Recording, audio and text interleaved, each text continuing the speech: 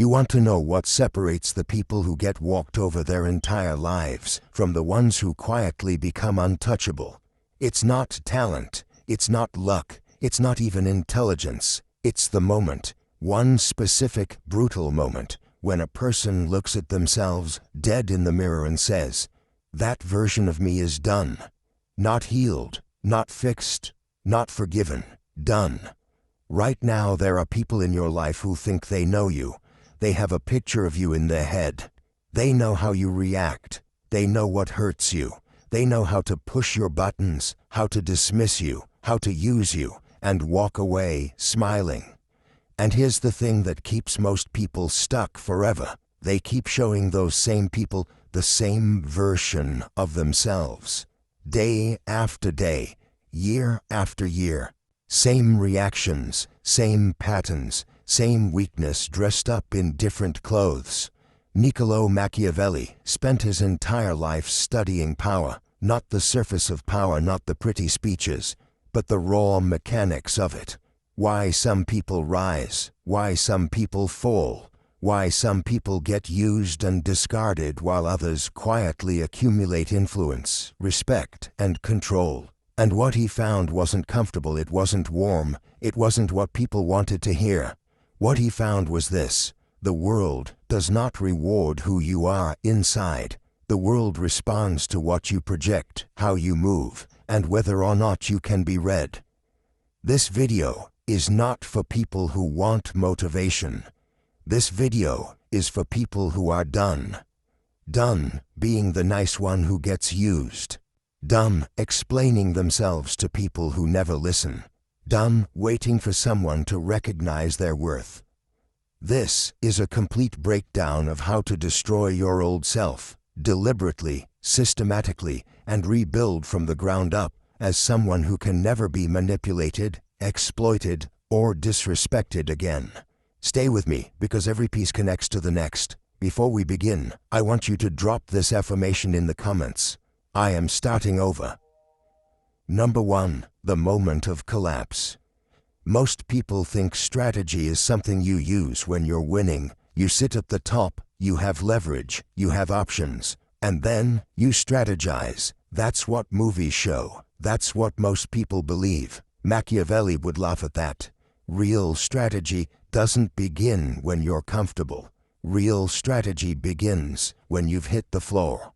When something, a betrayal, a failure, a humiliation, a loss, strips away every illusion you had about yourself and the people around you. That moment of collapse, that's not a tragedy. That's the beginning. Think about it this way. Before the collapse, you were operating on assumptions. You assumed certain people were loyal. You assumed your effort would be recognized. You assumed that being a good person would protect you. You assumed the world would be fair if you just tried hard enough. Collapse destroys those assumptions, and destroying false assumptions, no matter how painful, is the first move of every real strategist. Machiavelli once said, "Never waste the opportunity offered by a good crisis." He wasn't talking about exploiting other people's misfortune. He was talking about your own moments of crisis. He was saying, when your old world breaks apart, you have a rare window, a window that most people slam shut by running back to comfort, to see clearly, think clearly, and rebuild on truth instead of illusion. The people who come back stronger from failure are not lucky. They didn't find some secret resource that others don't have. They did one thing differently. They used the pain instead of running from it. They sat down in the wreckage, looked at it without flinching, and said, "What does this tell me?" Your collapse is telling you something right now. Whether it's telling you that you gave trust to the wrong people, whether it's telling you that your habits were slowly destroying you, whether it's telling you that the image you had of yourself didn't match reality. Listen to it. Don't scroll past it. Don't drink it away. Don't distract yourself until it goes quiet. The moment you're in right now, this uncomfortable, uncertain, stripped-down moment, is the most strategically valuable moment you will ever have. Drop this affirmation in the comments. Pain is my data. Number 2, identity destruction.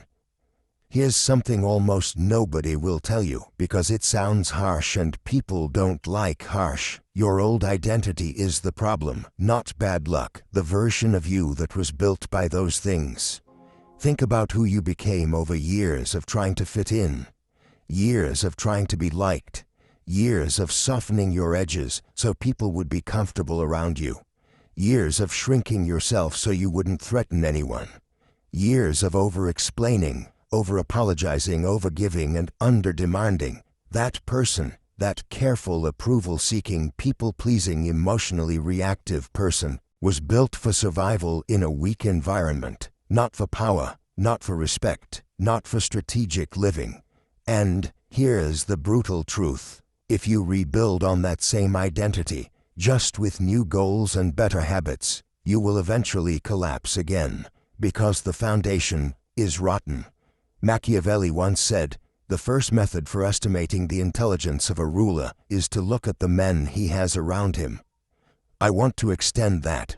The first method for estimating the direction of your life is to look at the identity you've been operating from, because your identity determines your decisions. Your decisions determine your relationships determine your outcomes. Killing the old identity is not a metaphor.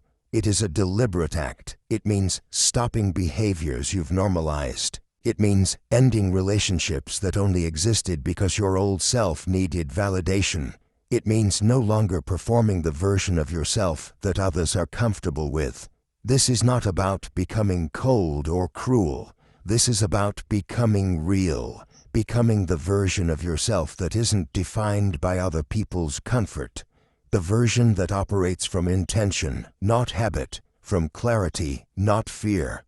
Most people never do this because it feels like a loss, and it is a loss. You will lose the approval of people who only liked the version of you they could control. You will lose the comfort of familiar patterns that feel safe but keep you stuck. Let it go. This is not healing. This is reconstruction, and you cannot build something new on a broken foundation. Drop this affirmation in the comments. I burn the blueprint. Number 3. Cold detachment and silence. The world is loud. Everybody has an opinion about you, what you should do, who you should be, why your plans won't work, what your past says about your future. And here's the trap. The more emotionally raw you are, the more recently you've been broken, the more you want to hear those voices. Because humans default to seeking comfort when they're hurt. And voices, even critical voices, feel like connection. This is where most people make their worst decisions, right after collapse. When they're most emotionally open, when they're most likely to accept someone else's narrative about who they are and what they're worth. Machiavelli once said, "Whosoever desires constant success must change his conduct with the times." Before you can change your conduct, you have to silence the noise. You have to create space where other people's voices cannot reach you. That means stepping back from people who are too comfortable giving you unsolicited opinions about your life. It means getting off the platforms where comparison and noise are the product. It means, in some cases, being alone long enough to hear yourself think. Silence is not weakness. Silence is a weapon. When you go quiet, truly quiet, you stop leaking information. You stop giving people emotional data they can use to predict you. You stop reacting in ways that tell others exactly where your edges are. And simultaneously, silence creates something powerful: mystery. People become uncertain about you. They can't read you. They don't know what you're thinking, what you're planning, or whether you care about what they're doing. That uncertainty is leverage. Stop seeking validation from people who are not operating at the level you're trying to reach. Stop explaining your moves before you make them. Stop announcing transformations that haven't happened yet. Go quiet. Observe. Rebuild in private. Drop this affirmation in the comments. Silence builds power. Number 4. Self-analysis as intelligence gathering. Most people look at their past and feel one of two things: shame or nostalgia. Either they're beating themselves up for what went wrong, or they're romanticizing what used to be good. Both of those are emotional responses. And emotional responses to your past are useless, sometimes even dangerous. A strategist doesn't look at the past with feelings. A strategist looks at the past with questions. Where exactly was I weak? Not generally. Specifically. At what moments did my emotions override my judgment? When did I give trust that wasn't earned? When did I ignore warning signs because I wanted something to be true? When did I prioritize being liked over being respected? Machiavelli once said, "A wise man ought always to follow the paths beaten by great men, and to imitate those who have been supreme. Before you can imitate what's right, you have to dissect what was wrong, with precision, without flinching." This is intelligence gathering on yourself. Treat your memories like case files. Every betrayal, every failure, every moment you got played, there's a pattern in there. There's something you did or didn't do that created the opening. Identify the pattern, name it, write it down if you have to. Because the worst thing you can do is go through pain and learn nothing from it. That's how people repeat the same cycles with different people and different circumstances. Same outcome every time. Your past is not a story about you. It's strategic data. Use it. Identify where your habits of overtrust live. Identify which types of people you consistently gave too much to. Identify the emotional triggers that made you act before you thought. And then, this is the critical part, design your new self around closing those gaps. Not by becoming paranoid, by becoming precise. Number 5.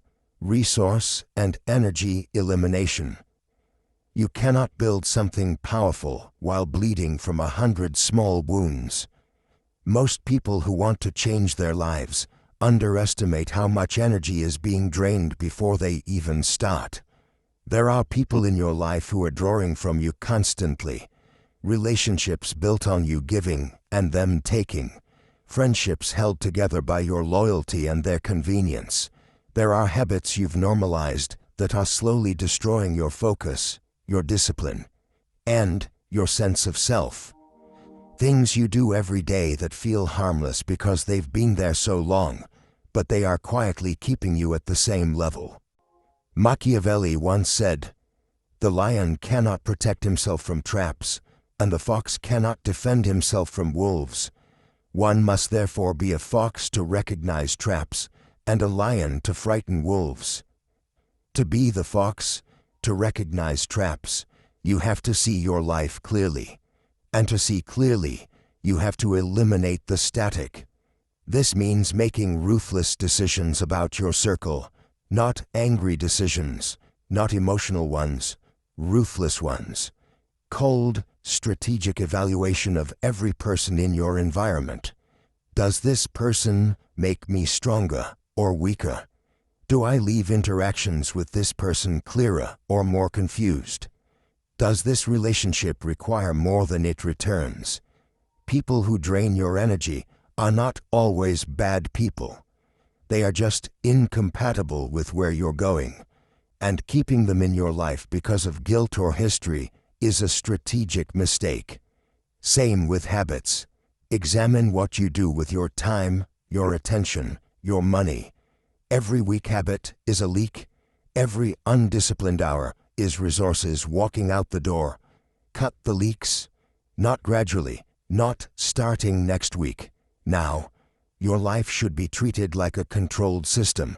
Every input evaluated, every output measured. This is not obsession. This is seriousness. People who win consistently are not necessarily smarter or more talented. They are simply more selective with where they allow their energy to go. Drop this affirmation in the comments. I cut what drains. Number 6. Image reconstruction. Now you've done the work internally. You've identified the weaknesses. You've eliminated the drains. You've begun rebuilding in silence. Now comes something most people skip, and it's why their transformation never lands the way they want it to. Image reconstruction. Understand something. The world doesn't respond to your intentions. The world responds to what it perceives.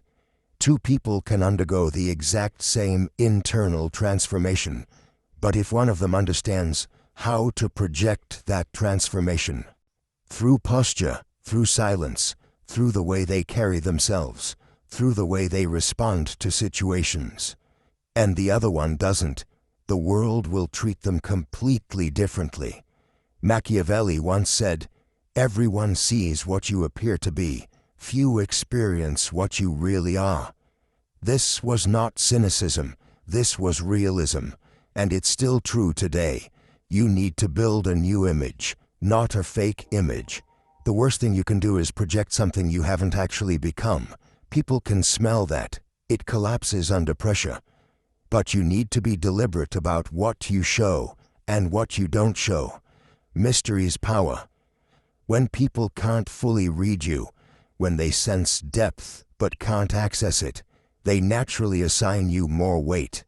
They're careful around you. They respect you by default because the unknown commands more respect than the familiar. Stop over-explaining yourself. Stop justifying your decisions to people who don't deserve an explanation. Stop filling every silence with words. Let your presence do the work. Walk into rooms like you've already decided something. Respond to challenges with calm instead of reaction. Let your results speak before your words do. Rebuild your image not by announcement, by embodiment. Drop this affirmation in the comments. Mystery is my armor. Number 7. Psychological firewall. As you rebuild, something will happen that you need to be prepared for. People will test you. Some will do it consciously.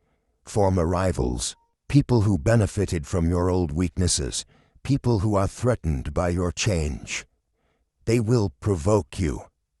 They will say things designed to pull you back to who you used to be. They will try to reopen old wounds to see if you still flinch. Others will do it unconsciously.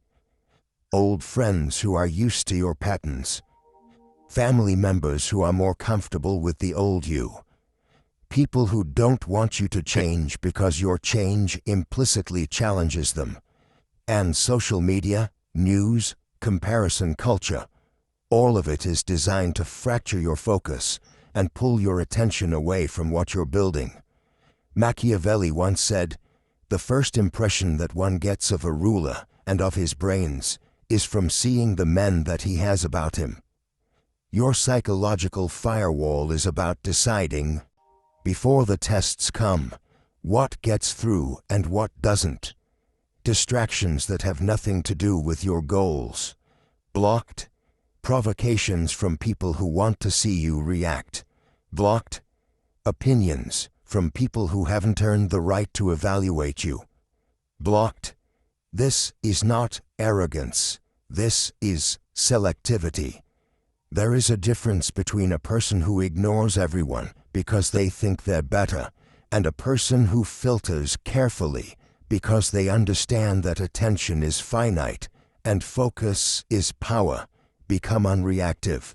Not cold, not robotic, just unreactive. When someone expects you to explode and you give them calm, the power in the room shifts immediately. You win without a single word. Your new self does not take the bait. It does not rise to provocations.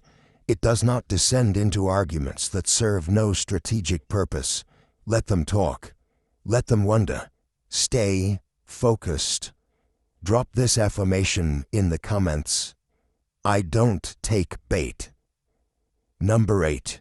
Controlled coldness and emotional discipline. There's a dangerous misconception that emotional strength means not having emotions, that the goal is to become robotic, to feel nothing, express nothing, need nothing. That's not what Machiavelli taught. That's not what any serious strategist practices. Emotional discipline is not the absence of emotion. It is command over emotion. It is the ability to feel something fully, anger, hurt, desire, fear, and choose deliberately how and when and whether to express it. Machiavelli once said, "It is better to be feared than loved, if you cannot be both." Notice what he said, if you cannot be both. He understood the value of warmth. He understood that connection and loyalty matter. But he also understood that a person who cannot control their emotional output will always be at the mercy of whoever knows how to trigger them.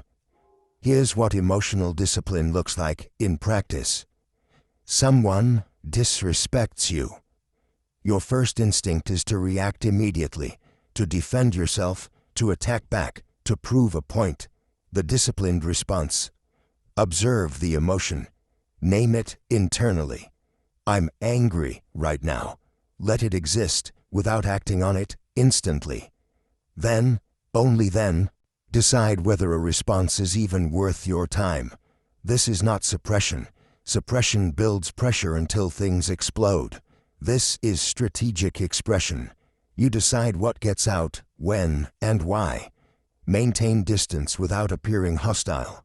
There's a version of this, someone you're keeping at arm's length for strategic reasons, where you can still be polite, even warm, without being vulnerable. Distance is not rudeness, it's positioning. And when you do express emotion, when you choose to show warmth, or displeasure, or enthusiasm, it lands harder. Because people know you don't broadcast it all the time. They know it means something. That selectivity is its own form of power. Number 9. Revenge through evolution.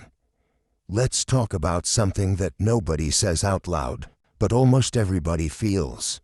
After a betrayal, after a humiliation, after someone tried to break you, there is a part of you that wants them to see it, to see that you survived, to see that you came back, to see that what they did didn't destroy you, it built you.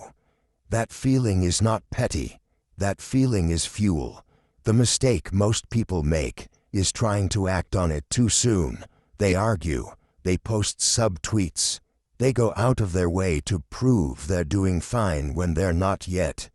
They make public statements about their growth before the growth has actually happened.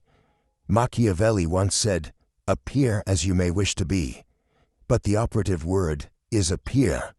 And you can only authentically appear as something you've actually become. So the most devastating revenge, the kind that is permanent, the kind that cannot be argued with, is becoming. Disappear, rebuild, return as someone who makes it obvious that everything that tried to break them only made them more formidable. No arguments, no explanations, no social media battles, just results. When someone who tried to use you, dismiss you, or destroy you sees the version of you that came back, and they see it with their own eyes undeniably in real life, that is revenge that lasts forever. And here's the extra layer that most people miss. The rebuilding process itself, done right, removes the desire for revenge entirely. Because when you're genuinely evolving, when your life is genuinely expanding, when your focus is genuinely forward, you stop caring whether they see it or not. The success is no longer for them. It's just yours. Drop this affirmation in the comments. Evolution is my revenge. Number 10. Strategic return. At some point, the private work becomes visible. At some point, you re-enter spaces, professional, social, personal, and people encounter the new version of you. How you handle this moment matters enormously. The instinct most people have is to announce the change, to explain what they've been through, to describe the work they've done, to make sure people understand how different they are now. Resist that instinct completely. Machiavelli once said, "It is not titles that honor men, but men that honor titles." You don't need to tell people you've changed. Your presence will tell them. Your responses will tell them. The way you carry yourself, the decisions you make, the things you no longer react to. All of it communicates the change without a single word. People should feel the difference before they can explain it. That feeling, that uncertain recognition that something is different, something has shifted, something is no longer where it was, is more powerful than any speech you could give. Return with presence, not explanation. Return with results, not promises. Return with options, not desperation. The strategic return is not dramatic. It's not a scene. It's quiet, assured, and unmistakable. You simply show up as someone who has done the work, and let that fact exist on its own. The people who treated you like a temporary option will notice. The people who underestimated you will recalibrate. And the people who were waiting to see whether you'd actually rebuild, they'll know. None of that requires your words. Number 11. Continuous evolution mindset is the most dangerous thing that happens to people who successfully rebuild. They stop. They reach a level that feels good. They've gotten past the failure. They have better relationships, better habits, better results. And they settle. They relax. They stop the discipline that got them there because the urgency of survival is gone. And then, sometimes quickly, sometimes slowly, they start slipping. Old patterns creep back. Complacency sets in. And eventually, a new collapse. Machiavelli once said, "The one who adapts his policy to the times prospers, and likewise the one whose policy clashes with the demands of the times does not." The world is always changing. The competitive landscape in your career is always shifting. Relationships that work today need maintenance tomorrow. Personal weaknesses you've managed don't disappear. They need to be continuously managed. The strategist's mindset is not, "I fix the problem." It is, "I am always reading the situation." Never stop rebuilding, not because something is broken, but because growth is a direction, not a destination. The version of you that won today is not the version of you that will win in 5 years. And the moment you think you've arrived, the moment you stop evolving, someone who is still hungry, still adapting, still improving, will quietly close the gap. Build continuous improvement into your identity, not as a burden, but as a standard. Adapt before you have to. Rebuild before something forces you to. Stay ahead of the next collapse instead of waiting for it to happen. Number 12. The 5 non-negotiable laws. Everything we've covered comes down to these 5 laws. These are the lines you do not cross. Not when you're emotional. Not when you're tired. Not when circumstances seem to justify an exception. Treat these as the operating system of your new self. Law 1. Never publicly expose your pain. Pain is real. Pain is valid. Pain is information. But pain displayed in public, especially in front of people who may not have your best interests at heart, becomes a weakness they can file away and use. Not always maliciously. Sometimes people use your pain against you without even realizing it. They just know where the soft spots are. Process your pain. Work through it. But keep it private. Your inner circle, your journal, your therapist, fine. But the internet, casual acquaintances, co-workers, never. Machiavelli once said, "Men judge generally more by the eye than by the hand." For everyone can see, and few can feel. What people see shapes what they believe about you. Protect your optics, especially when you're vulnerable. Lore 2. Keep a small, powerful circle, quality over quantity, every single time. 3 people who are genuinely invested in your success, who are honest with you, who challenge you to be better. That is worth more than 30 people who enjoy your company when things are good, but disappear under pressure. A large network of weak connections is noise. A small circle of strong connections is infrastructure. Be selective. Be patient. Wait for relationships that are worth having. Law 3. Observe emotions before expressing them. You've heard this earlier, but it deserves its own law, because it is that important. Before every significant emotional expression, before you send that message, before you have that confrontation, before you make that decision from a place of hurt or anger, pause. Observe what you're feeling. Ask why you're feeling it. Ask what outcome you actually want, and then decide whether expressing this emotion serves that outcome.